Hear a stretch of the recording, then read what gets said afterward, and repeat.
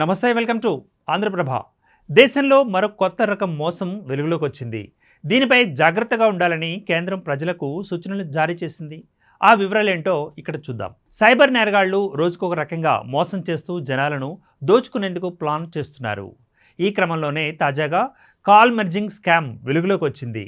దేశవ్యాప్తంగా లక్షలాది మంది యూపీఐ వినియోగదారులు ఈ మోసానికి గురికావచ్చని కేంద్రం ప్రజలకు సూచనలు జారీ చేసింది. మీ బ్యాంకు ఖాతాను ఖాళీ చేయడమే లక్ష్యంగా చేసుకొని సైబర్ నేరగాళ్లు ఈ స్కామ్ను అమలు చేస్తారని వెల్లడించింది. దీని విషయంలో జాగ్రత్తగా ఉండాలని తెలియజేసింది. అయితే దీనిని ఎలా అమలు చేస్తున్నారనే విషయాలను ఇప్పుడు తెలుసుకుందాం. కాల్ మెర్జింగ్ స్కామ్ అంటే ఏమిటి? ఆ వివరాలను ఇప్పుడు చూద్దాం. సాధారణంగా మనం ఆన్లైన్ లావాదేవీలను సురక్షితంగా నిర్వహించేందుకు ఓటీపీ అవసరం అవుతుంది. కానీ సైబర్ నేరగాళ్లు ఈ కాల్ మెర్జింగ్ స్కామ్ ద్వారా వినియోగదారుల నుంచి ఓటీపీ దొంగిలించి వారి బ్యాంకు ఖాతాల నుంచి మనీ లాగేస్తుంటారు. ఇలా ఇప్పటికే వేలాది మంది ఈ స్కామ్కు బలైపోయారన్నది విస్తుపోయే నిజం. నకిలీ ఉద్యోగ ఆఫర్ లేదా ఇతర అవసరాల పేరుతో స్కామర్లు కాల్ చేస్తారు.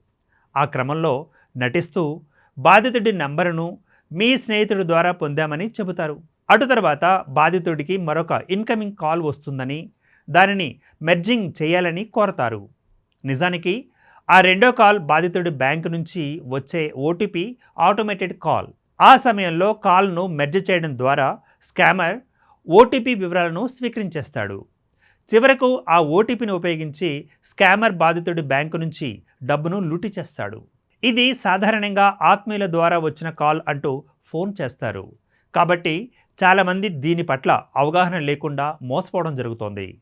బాధితుడు ఈ మోసాన్ని గ్రహించే లోపే అతడి బ్యాంకు ఖాతా మొత్తం ఖాళీ అయిపోతుంది. ఓటీపీ లేకుండా లావాదేవీలు సాధ్యపడవు. కానీ ఈ స్కామ్ ద్వారా ఓటీపీని దొంగిలించడం చాలా సులభంగా మారుతుంది. అయితే ఈ కాల్ మెర్జింగ్ స్కామ్ల నుంచి ఎలా రక్షించుకోవాలో నిపుణులు కొన్ని జాగ్రత్తలు చెబుతున్నారు. అవేంటో తెలుసుకునే ప్రయత్నం చేద్దాం. కాల్ మెర్జింగ్కు నో చెప్పాలి. ఎవరు అడిగినా తెలియని నంబర్లతో కాల్స్ను మెర్జ్ చేయవద్దు. మీ బ్యాంక్ లేదా స్నేహితులు లేదా కుటుంబ సభ్యులు కూడా మీకు ఇలాంటి అభ్యర్థన చేయరని గుర్తుంచుకోండి. ఎవరితోనూ ఓటీపీలను పంచుకోవద్దు. బ్యాంక్ అధికారికంగా ఓటీపీని ఫోన్ ద్వారా అడగదని గుర్తుంచుకోవాలి. స్పామ్ కాల్స్ను గుర్తించండి. అనుమానాస్పద కాల్స్కు దూరంగా ఉండడం ఉత్తమం. బ్యాంకింగ్ యాప్స్ ద్వారా మాత్రమే లావాదేవీలు నిర్వహిస్తే చాలా మంచిది. ఏదైనా అనుమానం వస్తే వెంటనే సైబర్ క్రైమ్కు ఫిర్యాదు చేయండి. మీరు మోసానికి గురైనట్లయితే వెంటనే సైబర్ క్రైమ్ హెల్ప్ లైన్ 1930 లేదా www.cybercrime.gov.in ద్వారా ఫిర్యాదు చేయవచ్చు. ఇలా జాగ్రత్తలు తీసుకుంటే కాల్ మెర్జింగ్ మోసాలకు చెక్ పెట్టే అవకాశం ఉందని నిపుణులు చెబుతున్న మాట.